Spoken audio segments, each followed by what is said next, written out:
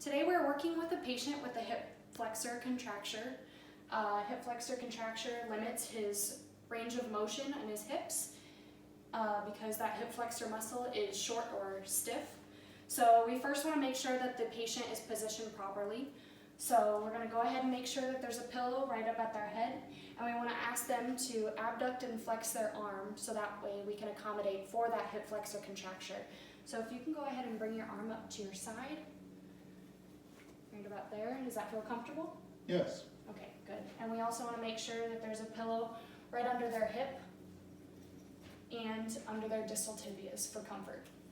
So when draping the patient, we want to make sure that we cover the patient's entire body. So I'm going to go ahead and bring this cloth over you. Okay. Just so when we get access to that hip, their body is fully covered and the patient's comfortable. Prone is a very vulnerable position, so we always want to make sure we're asking for permission and being attentive. So now that the patient is draped, we want to position the pillow so that we can have that hip flexor stretch. So we're going to go ahead and move the pillow out from under the ASIS and move it underneath that left side to put their hip in extension. And go ahead and move this. Lift up for me. Great.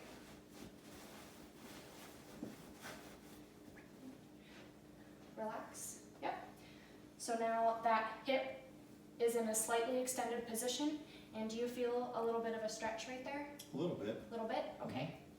Do you want another pillow? No, I'm good. Good. Okay, so we have that one pillow underneath, their hip is in extended position, and now we need to check and inspect the angle to make sure that the angle is appropriate for that hip flexor stretch. Go ahead, I'm going to lift this up, is that okay? Okay. Just in this one spot. We want to make sure we secure the edges so that the patient is comfortable, only revealing the area where we're inspecting, which you can see the angle is slightly increased, which means their hip is an extension. It's good, so we can go ahead and tuck that in. Are you comfortable? Yes. Okay, I'm going to leave you here for about 10 minutes, okay? Okay. Okay, and we leave the patient there for about 10 minutes of that stretch.